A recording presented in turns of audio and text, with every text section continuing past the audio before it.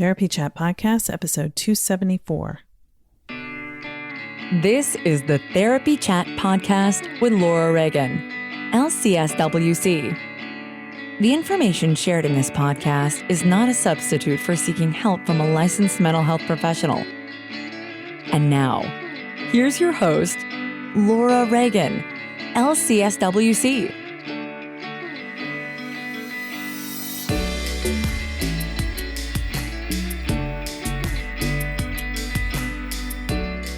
Hi, welcome back to Therapy Chat. I'm your host, Laura Reagan, and today I'm very honored to be bringing you a conversation with Dr. Hong Deb and Kim Hooper, who together with Meredith Resnick have co-authored a book about the subject of pregnancy loss called All the Love. In our conversation today, you'll be hearing Hong speak about the trauma that is often overlooked as an experience when people have pregnancy loss. Oftentimes it happens, but because it's so taboo in our culture, people seldom speak about it and people don't know what to say to the person who's going through it. And it can be a very isolating and traumatic experience, both the physical aspects and the emotional aspects. So you will hear Hong speaking about that and about how diverse types of couples may have particular concerns regarding pregnancy loss. And Kim is going to share about her experiences of pregnancy loss and how it impacted her and what people who have gone through that need in terms of support. So I hope you'll enjoy this conversation, and let's just dive right into my interview with Dr. Hong Deb and Kim Hooper. With me today are Dr. Hong Deb and Kim Hooper, who together with Meredith Resnick are the authors of All the Love, Healing Your Heart and Finding Meaning After Pregnancy Loss. Hong and Kim, thank you so much for being my guests on Therapy Chat today. Thank you for having us. Yeah, we're excited. Yeah, I'm really excited too. I know that this episode is going to be so informative and helpful for many, many people who are listening. And I'm really excited to discuss the topic of pregnancy loss with a focus on trauma response and also the considerations for LGBTQ plus couples and racial, cultural, and socioeconomic issues for BIPOC folks that could impact their way that one recovers from this type of experience. So before we even really dive into our conversation, can I ask you each to briefly introduce yourselves to our audience and tell them a little bit about who you are and what you do? Yeah, so I'm Kim Hooper. I am a writer by trade. I never thought I would really write a nonfiction book like this until I experienced pregnancy loss myself. So I had 4 losses starting in 2015. I had 2 ectopic pregnancies. I had an early miscarriage, and I had a second trimester loss of my son. And I eventually did have a daughter who's now 3. So there is that quote unquote happy ending. But speaking like you said, there's still residual trauma, and there's definitely trauma issues that come up with pregnancy loss. And I think when I sat down to write the book, that's some of what I really wanted to focus on, is kind of all the things that come up with a pregnancy loss, where you're grieving not just the baby or the babies that you've lost, but grieving kind of a belief system about the world and kind of what that trauma is like. Hong and I have been friends. We met 20 years ago. So when I sat down to do this book, I definitely wanted to include experiences beyond just my own. And I knew Hong has seen hundreds of clients over the years, and she's worked with LGBTQ plus couples, BIPOC couples, and she's learned a lot about like the intersectionality of how different things can make pregnancy loss grief even more complicated. So I kind of wanted her perspective in the book in addition to my personal story. So that's kind of how we came to meet and write the book together. And it's been a really great experience to kind of be part of this community. Awesome. Yeah, my name is Dr. Hong Deb, and I am a board certified psychologist. And I am based in San Diego, but I've been working sort of all over. And my focus is really looking at the intersection of gender, culture, and language through a very trauma-informed and culturally sensitive lens. And specifically in terms of looking at the intersection of LGBTQ and, BIPOC folks. And so when, as Kim's friend for all these years, I definitely saw her, going through, experiences firsthand. And despite, even being a mental health therapist, there were times that I felt just a little helpless in terms of really wanting to be there for my friend, but sometimes afraid, of saying, the wrong thing. So I think that was something that I could empathize with folks who maybe sometimes don't say anything at all for fear of saying something wrong. But then, so I think we're really excited to be able to give some education of like, hey, here's what might be helpful, and here's how to approach, this experience. And in addition to really, just amplify certain voices that maybe have been marginalized or oppressed, or just that, haven't had the opportunity to share in their in that what typically is then known as like a more disenfranchised grief. Yeah. So when I hear you say disenfranchised grief, and we talked about this a little bit before we started recording, that it seems to me, and pregnancy loss is not my specialty, but it's certainly something that many people I know in my personal and professional life have experienced. And I've felt unsure of what to say when it's happened with people in my personal life. I've learned more about how to respond professionally. But, there are so many messages in our culture about family, mixed messages, if you will, about what family is, what, the experience of pregnancy, and then when there's a loss, oftentimes we don't culturally really talk about it. It's, we often hear later someone saying, oh, well, I never mentioned this to you, but I have had 3 miscarriages prior to conceiving this baby.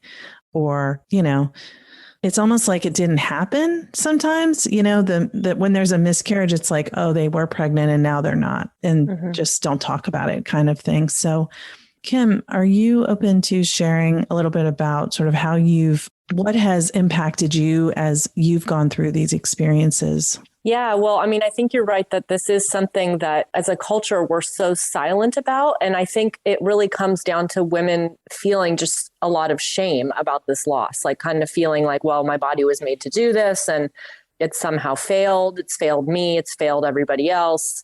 So I think there's a lot of silence and shame that's still there, even though more and more people are starting to open up about their experiences.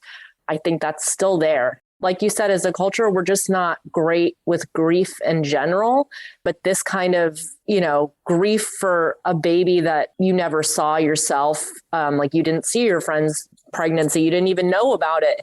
Then it's really, it's kind of compounded the difficulties that people have with grief. So especially with this kind of loss, I think there's a lot of what Hong has informed me is called toxic positivity. I think it's easy for people to kind of just try to rush you past your grief and just say, it'll happen when the time is right, or one of them will stick, or maybe, it wasn't meant to be this time. And kind of everything is said with this lightness that is really invalidating of the experience. And for me, that made me feel more alone. I already felt kind of ashamed and quiet. But then when I would hear anything like that, and I was very sensitive to it, so it could be as small as somebody saying, well, let me know when you're ready for a happy hour. And I just would recoil and retreat. And because I just didn't get the sense that anybody really wanted to know the depth of the pain I was going through.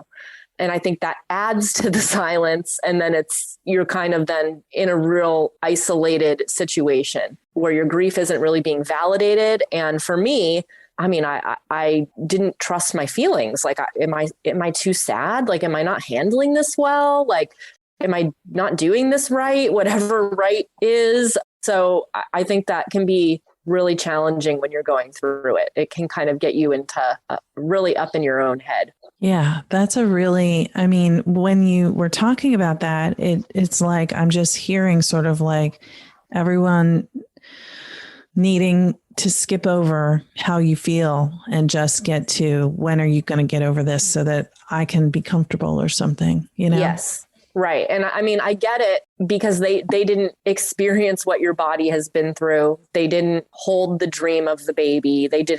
There's nothing visual for them to really attach to. So I can see why, people want to kind of like rush past it. And even therapists, I saw therapists during that time. And I think it's even hard for therapists sometimes to sit with that difficulty. I mentioned to you before we went on that I had a therapist who said after my third loss, like, well, you're not going to try again, right? I mean, like this is too much and I think that's just her discomfort with like, I can't see you continue to go through this. Like, you're not going to keep doing this, right? And I did feel when I tried again that people thought I was foolish and I couldn't really open up about the hope or the determination I had, which again creates a lot of isolation. So, yeah. And also, as I was hearing you speak, it's that isolation, like you said, that's a common feeling for people who've experienced trauma. And so one of the things that I had mentioned before we started talking was how, it seems like people think they should be over it. And especially if, like you said, you have a daughter now, but you lost a son and 2 ectopic pregnancies that you had before that. Or did I get that right? 2 ectopic pregnancies and a miscarriage. So I had 4 losses total. 4. Sorry about that. So you lost a son, you had another miscarriage and 2 ectopic pregnancies. Yeah. Yeah. And, then it's like goal-oriented U.S. culture. Like, well, you got that baby, you got your daughter now. So, okay, everything's all right. Right. And it's like, it ignores the experience and the process and the pain. Yeah. And I do try to speak a lot, and Hong and I do write about this in the book too, about how it doesn't just go away. Because I do think we have this rainbow baby culture where we assume that once somebody has that child, that it erases the pain. And there's still things, and I've been through a lot of therapy, but there's still things that I continue to work through. And I have evidence of the trauma that comes up at times. Like I have a lot of medical anxiety. Like I last year went to get my knee ultrasound, and they were just like bringing in the ultrasound machine with the gel. And I was just like, got this like visceral response.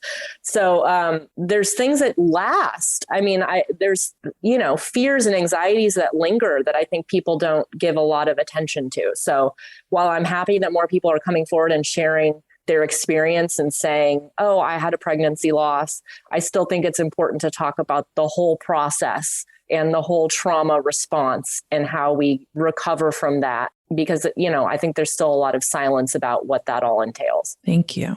Yeah. And I think too, of just listening to the both of you chat about trauma, and that in my work with trauma, what I see oftentimes is that the first trauma, right? The pregnancy loss, the assault, the death, whatever the traumatic incident is oftentimes not what my client comes in about. It's the secondary trauma, which is then the reaction, right, of others to their trauma that further perpetuates the stigma and the pain of what they're going through, right? Like, let's say with an individual, and unfortunately in our culture, that's very, blaming and shaming. Let's say someone experienced a sexual assault, right? And then asking, well, what did you do? What were you wearing? Or why were you out at night, right? Or in this case with a pregnancy loss, right? Being like, oh, but you were exercising a lot.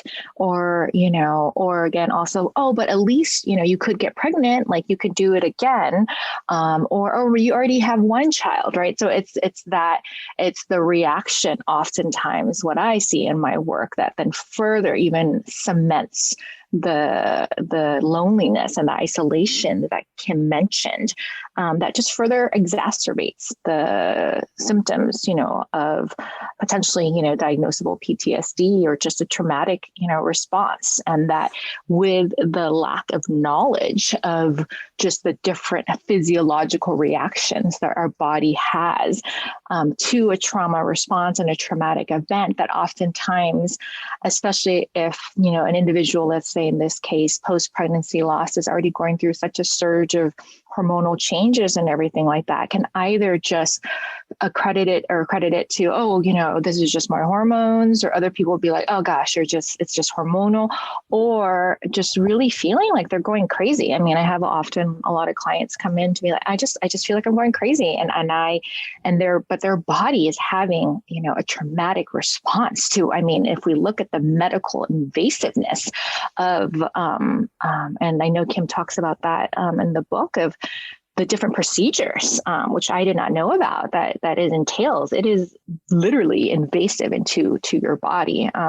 And so I think that one of the things I try to do in my work is really just to validate and to hold space, for people, to believe them when they say, like, this is still really hard for me, or this is hard for me, and this is painful for me, and nobody else, gets it. And, especially when potentially it's their partner. And I do have to say too, it's like, I never understood. I thought trauma was like these major, huge events. Like, I remember my first ectopic pregnancy, and I called my therapist, who I hadn't seen in a long time. And I just left her this voice message. And I said, I know I haven't seen you in a while, but this thing happened to me, and it's not, I'm fine. It's nothing like awful. It's just, I lost this pregnancy and feel like, and when I came in, she was like, Kim, this is a trauma. And I was like, no, it's not a trauma. Like, I think it took me a really long time to even embrace the fact that, oh, this is a traumatic event. Like, a traumatic event does not have to be like, I don't know. I didn't know that what a traumatic event was until I kind of kept going to therapy and uncovering all that. So, and maybe that's because I felt some of the pressure to not consider it a trauma, to just like move on. And I think that it is validating, and therapists, it helps when therapists just validate it. Like, no, this is a trauma, because, I know it felt like that inside, but to have somebody else kind of confirm that was just helpful. Yeah, that's so great to hear, Kim. I'm so glad that therapist was able to do that for you. And that I think, a lot of times in my work too, it really is putting a name to a cluster of experiences or symptoms or reactions, right? Because and that so often, as you're going through it, it's hard to parse apart the different feelings. And I think, and again, I don't like to diagnose or overly label or pathologize, but oftentimes just naming an experience, for what it is in terms of, and then to show, hey, here's potential trajectories of other folks, who have gone through, similar experiences. I think there is from what you've shared, a sense of comfort and validation that could be like, okay, like, I'm not going crazy, and I'm not the only one that is experiencing this. Mm-hmm. Yeah. And as a culture, if we come to seeing pregnancy loss as a trauma, because even just that statement would be revolutionary. Pregnancy loss is a trauma. Like, women cannot just go back to work right after and be productive as they always were. And we're not going to be ready for happy hours, probably. I mean, some people might, or that might be their, what they do. But like, I think recognizing it as it's a traumatic experience in our culture would really shift things.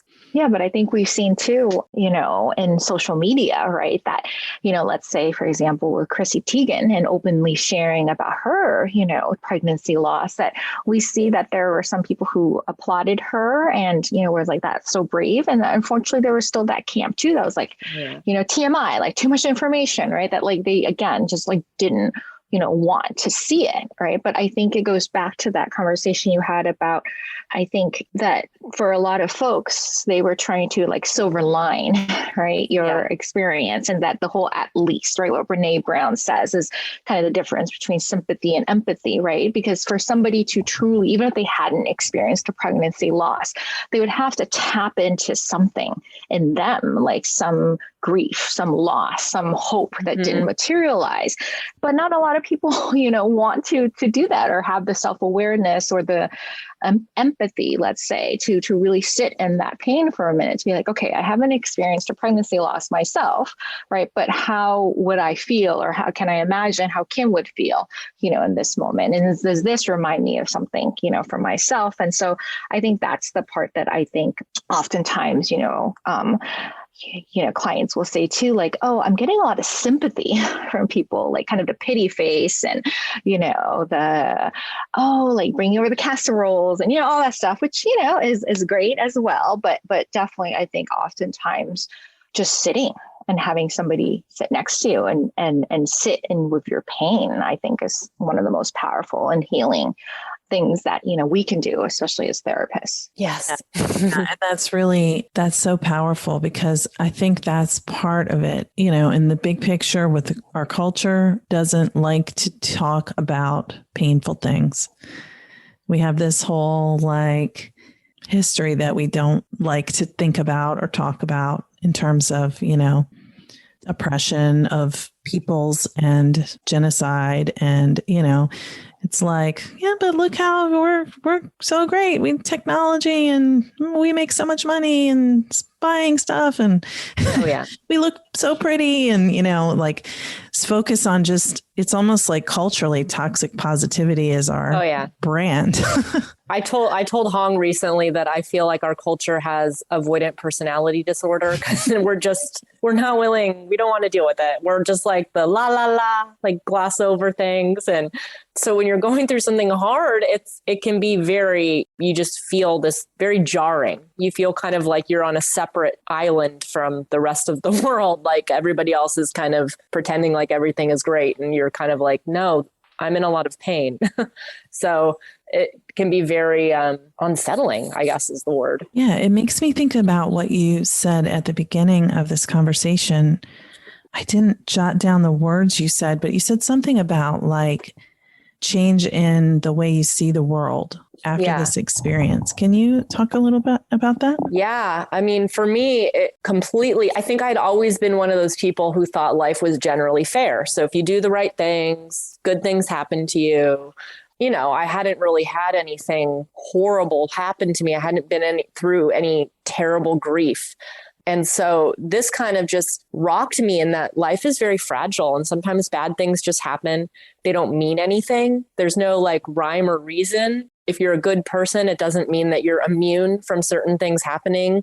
So that kind of just rocked me. I mean, it seems like such a simple truth, but it's something I had never really felt in my core. We don't have the control that we want to think we have. And at first that was very depressing. Now I see it as very liberating. We don't have control, thank God. But I think in the beginning it was just what? I can follow all the rules. I can take all the vitamins. I can do all the things. I, have been a high achiever my whole life, but I cannot sustain a pregnancy. Was just so reflective of many bigger things for me, of things that I just couldn't control. And I think the word I said was paradigm shift. It just shifted how I saw life and how I saw fairness and how I saw fragility and I think the grief that I went through was grieving the babies. Yes, but just grieving that kind of innocence, naive belief system, which would have been nice. I mean, it would have been nice to go through life, always having that. But I do think that all of us come to that kind of disillusionment at some point. And obviously I've made meaning in my own way, but to just accept that in and of themselves, my losses didn't mean anything. They didn't mean I wasn't supposed to be a mother or that my body was defective, or they didn't mean those things. So I had to kind of create my own meaning. And I know they added that as a stage of grief a year or two ago. And I found a lot of peace and comfort in time, but it was very jarring. It was really changed the way I saw everything. It was probably my first trauma that had really shook me in that way. So, and I'm sure you guys as therapists, that's common. Yeah, Kim, I think just even listening to you talk now, it just made me think a lot about the work that, I do. I'm sure Laura does as well in terms of, I'm trained in cognitive processing therapy. So CPT, which is used a lot for in the Veterans Administration and the VA, with vets afterwards. But it's really examining our stuck points, right? What are the things that we have kept repeating to ourselves following a traumatic event?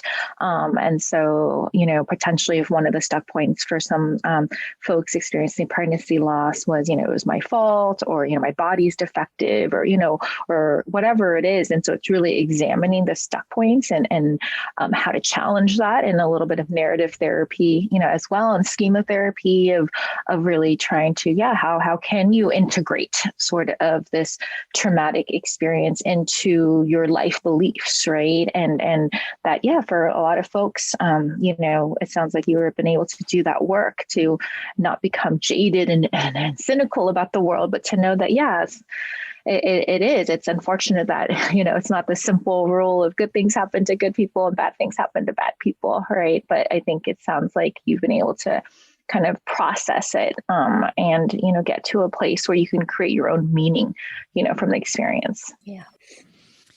Well, something interesting that you're talking about, some of these things I can't help but notice.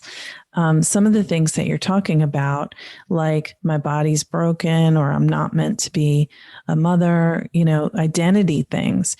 Those are, if you are a therapist, those are like indicators that the person is talking about the wounds of trauma, because it shifts your worldview. One of the things that is an indication of, for example, PTSD, not to say that just having that change means one has PTSD, but one of the aspects of a PTSD diagnosis is that, a change in the way you see the world.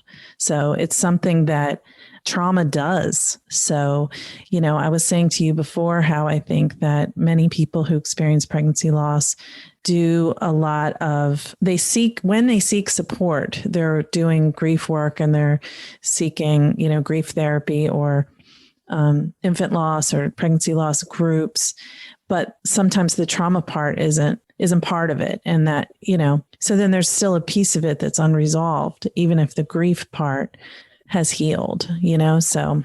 Yeah, that makes sense. Yeah.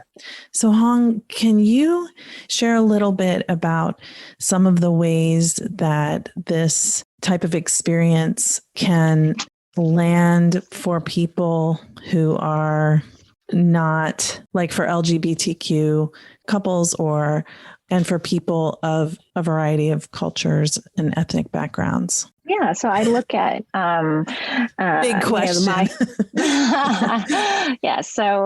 But I look at my viewpoint as I view the world through an intersectional lens. And so in terms of intersectionality, which is a phrase that's kind of it's a buzzword now, but it was actually coined back in 1989 by Kimberly Crenshaw, which is just looking at how the different race, class, gender, and other identities intersect with one another and potentially create overlapping systems of discrimination and oppression, right? So basically, it's just understanding that all oppression is linked and that everyone has their own unique experiences of discrimination and oppression.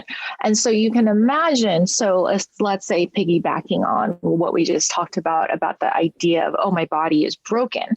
So if that's a thought that a cisgender heterosexual person has after pregnancy loss, you can imagine only for a person who grew up, identifying as queer, within part of the LGBTQ community, that ingrained sense of internalized homophobia, internalized transphobia, of already feeling like something's wrong with their body, right? Like, let's say having gender, dysphoria, that their current gender identity does not match their assigned gender or assigned sex at birth, that's just going to perpetuate that even more in terms of the idea that, oh, wow, like maybe my family was right. Maybe there is something wrong with me. And that's why I'm not able to have a child. Or, oh, wow, my grandma was right. Like I am, condemned and sinful. And that's why, I can't have a child. Or couples who are told that it's not natural. So then if they have a loss, it's like it brings up the trauma of having heard that for years leading up to this moment. So definitely. And that for a lot of couples that I work with and, done research, looking at the research, that there is a, whether conscious or subconscious, desire to be a quote unquote normal family, right? And that this idea of like, okay, well, if I'm outside walking with my kid and my partner, then maybe we're not going to get harassed because people, aren't going to harass families as much. And we're finally going to fit in with everyone else because we can all talk about being sleep deprived, together or whatnot, right? But then there's a sense of, oh, So now I'm not part of that club either, right? And on top of that, that disenfranchised grief of, and then nobody understands, right? If you look at, especially, let's say two male identified folks, a gay couple who are using a surrogate, let's say, and that surrogate experiences a pregnancy loss. I mean, I think for a lot of folks, they're not going to understand and just be like, but you physically, right, didn't get pregnant, or like you never met this child, or you didn't even know your surrogate, perhaps, right? Or for a trans male. So let's say somebody who is assigned female at birth and they still have the female parts so that they can get, medically pregnant, that then, the steps leading up to that, I think oftentimes folks don't realize that, they have to, let's say they have been on hormone replacement therapy, they have to go off their estrogen to allow, and perhaps take even additional testosterone to kind of get testosterone, I'm sorry, I'm reversing my hormones, that they're have to go off their testosterone. Thank you. To, allow the estrogen to perhaps take more estrogen again, that one that is like, all those hormonal things. It's like now they're going through like a third puberty, and then potentially to experience that increased dysphoria, right? Of basically allowing their bodies to, go back to a place that they don't identify with, but the desire, right? Let's say in that scenario, to have a biological child. And so I think these are different, I know there's already such a dearth of providers who can provide sort of gender affirming services. And then we add on this another layer of like gender affirming services within the pregnancy and perinatal, postnatal kind of community. Thank you for saying that. And can you add anything about like just views of family or roles that how culture may influence those as well, if there's anything that you think would be relevant? Yeah. I mean, I think when, even despite all our social progress, when, you ask somebody, think of a family, right? In your mind, I think a lot of our minds immediately this idea of like a man and a woman and 2.5 kids, right? And a white picket fence. Yes, there you go. And a dog now, a pandemic puppy now. And so I think that, we still live in a very cisgender heteronormative world. And I recognize, as I'm saying all this, I just always want to recognize my own privilege and that, I am a person of color. I am a child of refugees. But, my privilege is that I navigate this world as a cisgender heterosexual, individual. And so I think I don't have the lived experiences. And so, but I have, more than 15 years of the clinical experience and research and, being an ally, to the community and holding space, for stories. And so I think that, for me, of checking my own privilege and my own assumptions of what family is,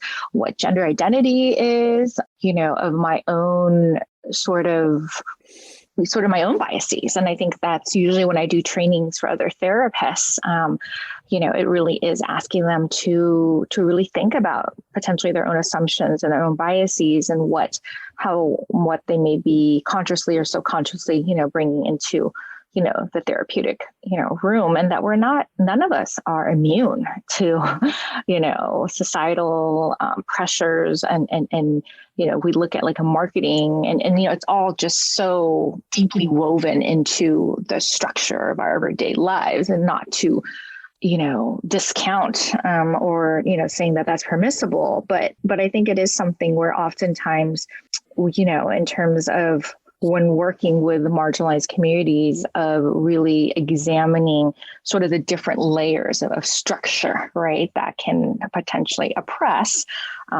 these different groups. I love what you were just saying, Hong. And I'm also thinking about how, there's so many layers and so many structures involved in a person's experience of marginalization, oppression, or feeling a sense of belonging, identity of what it means to be a parent, what it means to be a woman, what it means to be cisgender, to not be cisgender, and all the forms that can take.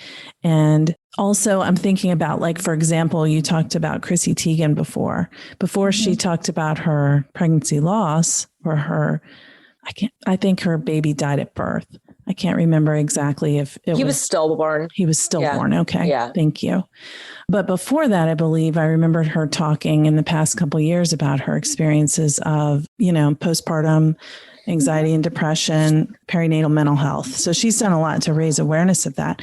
I'm thinking about other celebrities like Dwayne Wade and Gabrielle Union, I believe, where they had a baby through a surrogate and they were posting about it on social media, and people were shaming them, saying that's not really your child and things like that. And Serena Williams talking about her experience of having a pulmonary embolism during delivery and not being, or just following delivery and not really being taken seriously. So there are a lot of, aspects of ways that it's kind of like what you were saying about the secondary trauma, the ways that people respond compound the person who's going through it and their partner, their experience of the loss.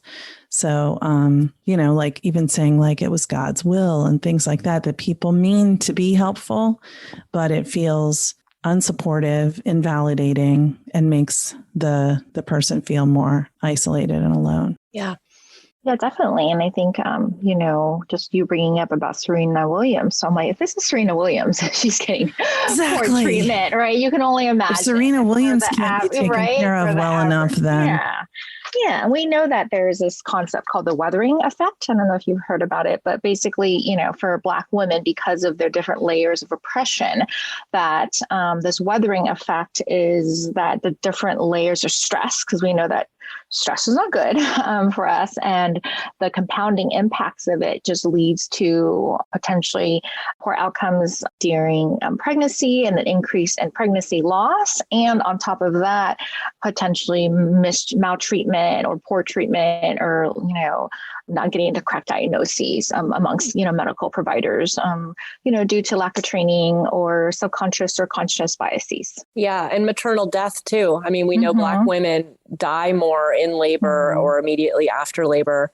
The stats, show us clearly that there are biases. So, and Hong shared a good example in the book that kind of opened my eyes to something when she was talking about a Black client who had a pregnancy loss. And I think it was like a misdiagnosis or something. And she wanted to get very angry with the doctor, but she felt like I have to compose myself and not express my true feelings because I don't want to be labeled the angry Black woman or, so just thinking about that and having to like censor yourself in that way, it is added layers of stress that I think a lot of us don't realize or see.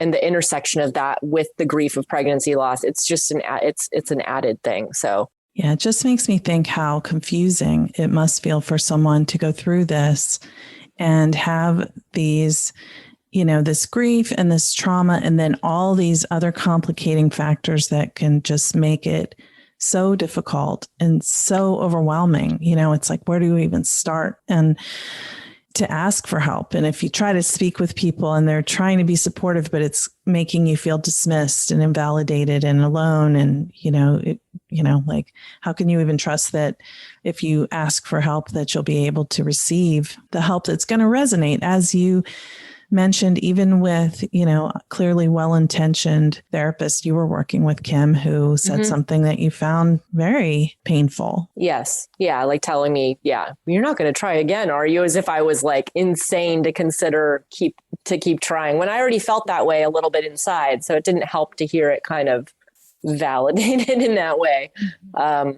But I think even for therapists, it's tempting to kind of, cover the pain or limit it or something, to watch somebody going through something so painful like that. So, yeah, I mean, the best therapy for me has been the therapy that allows me to just have my feelings and validate them. And, the validation goes so far to healing. So.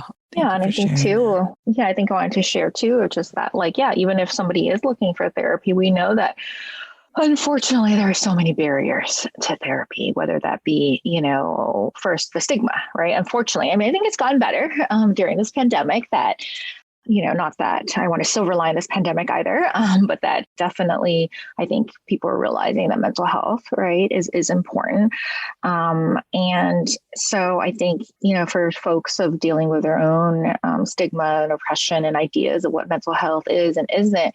And then on top of that, the potential barriers of just, how do you even can you afford therapy, right? Does your insurance cover, therapy? I know with telehealth right now, that has increased, some access and stuff, but there's still licensure restrictions. And then on top of that, really finding, the right fit, especially if you're looking for somebody who, has, who's gender affirming and, an ally to, the LGBTQ community. And on top of that also has, kind of perinatal experience, right? So it's almost like kind of sometimes I know I have some clients, being like, oh my gosh, it's like trying to find a unicorn. Yeah. So I'm wondering, it sounds like your book, for one, is an amazing resource just to even help people understand that they're not alone in this experience and that, sort of making sense out of it. Mm-hmm. Through, hearing about Kim's experience. But do you two have any resources that you would recommend to people or suggestions on how to find someone who can help when one has pregnancy loss, and especially for the more marginalized groups to also be able to access that? Hong probably knows more than I do, but I know that for me, there are a lot of therapists these days who do specialize in pregnancy loss and perinatal mental health. And I'm seeing that specialty more and more. So I think if you want to find somebody who can relate on that personal level and knows a lot about this experience, you can definitely seek out those particular specialists. We always tell people to look at the directory on Psychology Today. And then there's community counseling centers that often have sliding scale fees, just using the best practices that I've found as a therapy client over the years of just having a phone consult, a 10-minute chat with a therapist just to kind of see if the therapist really gets you and understands where you're coming from and what you're struggling with. And to me, you can tell a lot within 10 minutes of just, if I share something about this pregnancy loss, are they jumping in with the right or the wrong things to say? Mm-hmm. Do they kind of know how to validate what I'm going through? You can learn a lot in a 10-minute call. So I kind of feel like that's the advice I give people. And everyone's financial situation, it's if you have insurance, you of course start with your insurance mm-hmm. website. If you're looking for sliding scale fees, there's community counseling centers and options. So it really varies. And Hong probably has more information on that just because she's so plugged into resources.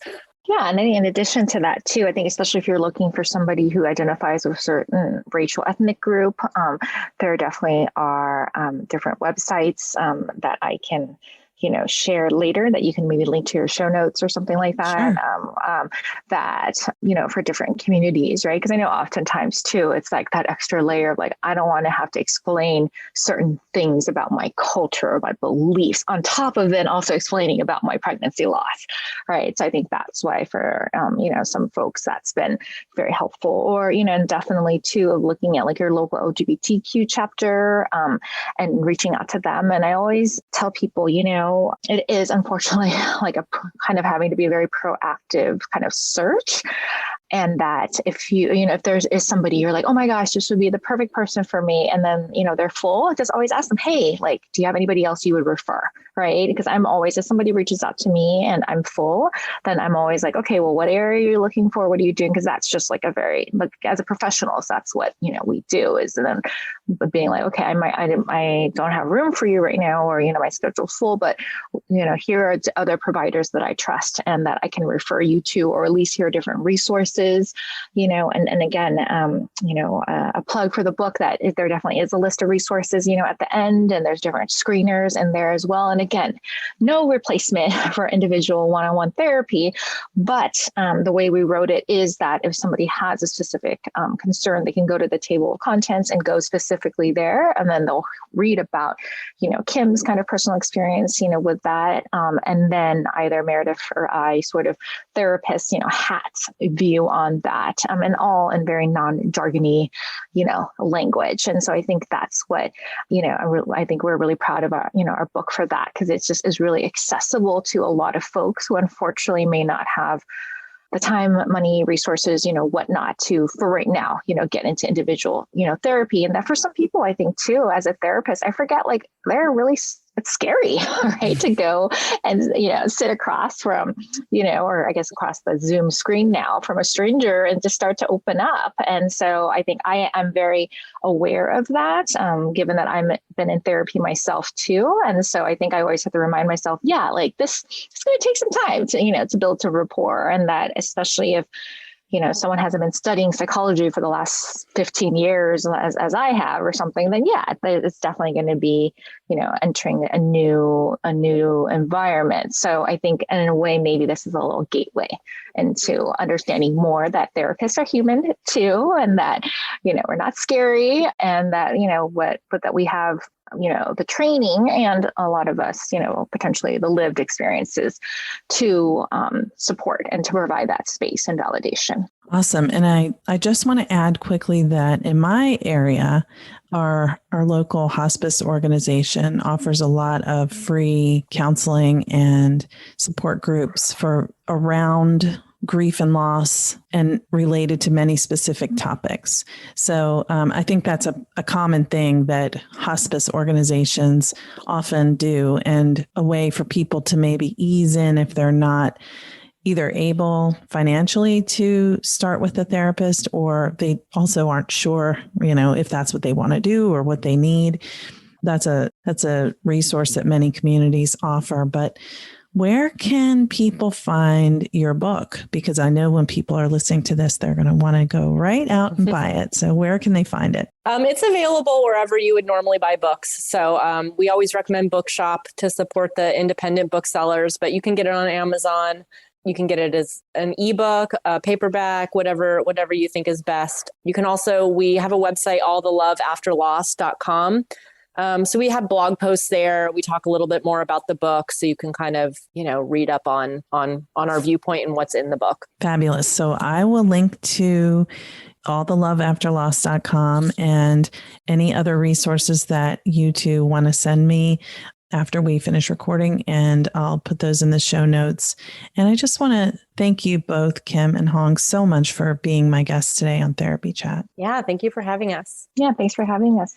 Thank you for listening to Therapy Chat with your host, Laura Reagan, LCSWC. For more information, please visit therapychatpodcast.com.